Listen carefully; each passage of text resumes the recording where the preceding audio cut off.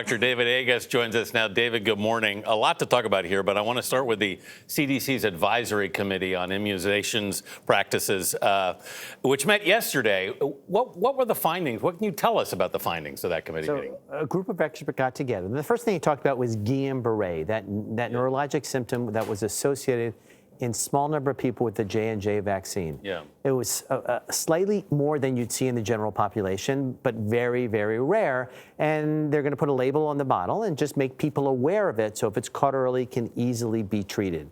And then they talked about people, and they had a very emotional presentation, but a guy who had a kidney transplant who said, I want that third shot. I can lie and go get it, but I want that third shot so I can be with my family. And it was a beautiful, beautiful speech he gave. Yeah. In Israel, they've approved a third shot for immune-suppressed patients. We haven't done so here.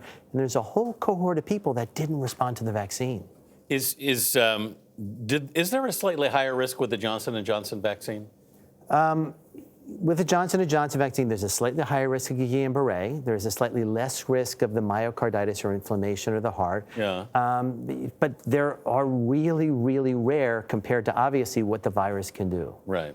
Okay. Would you still advise people to get the Johnson & Johnson vaccine? What do you think? Yes. I think yes. Yes. Yeah. No question about it. I think there's a cohort of people in the United States that they just want one shot. We've seen it. Some people got the first shot of Pfizer, Moderna, and didn't get the second, and they are not protected against Delta. Yeah. And that group, predominantly younger people, the J&J vaccine is perfect for, and we should do that. Yeah. I probably wouldn't give it to someone who's elderly at the present time, but I would focus on the younger people. A college student who's going to get the first shot and then move and probably not show up for the second one, J&J is perfect. I still can't stop thinking about these breakthrough vaccines and the unvaccinated people that are now affecting the people. Cases, yeah. Breakthrough cases, yeah. Breakthrough cases that are still affecting that are now affecting the vaccinated people.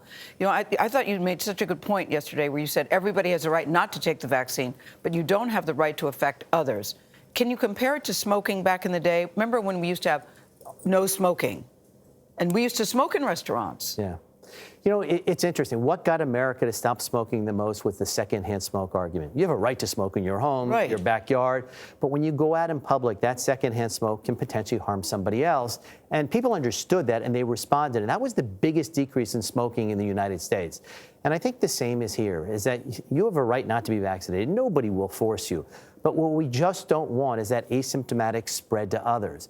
You have to think about your population, your city, your family, your friends, and your behavior has to be different if you have not been vaccinated. And now it's affecting the vaccinated people. Yeah. So people are getting sick or unvaccinated. What were you going to say? No, I was going to say President Biden wants to see the FDA approve these vaccines by the fall. What will that do for vaccine hesitancy? By the way, so do I. It's not just President Biden. I think all of us do. Yeah. What happened is that many CEOs, organizations have put a stake in the sand saying, as soon as there's a full approval, I'm going to require my employees to come to work to be vaccinated. Yeah. Why is it taking so long to get full approval? It's a great question. So it was submitted May 21st. Yeah. You know, it's ongoing now, the review.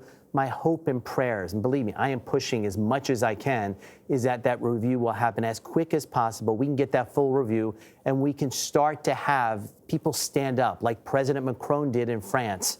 And when he stood up and said, you want to go to a bar, you need to be vaccinated, millions of people signed up for the vaccine because they wanted that privilege. Yeah, and the NFL is taking a stand, too. Thank you, David Agus.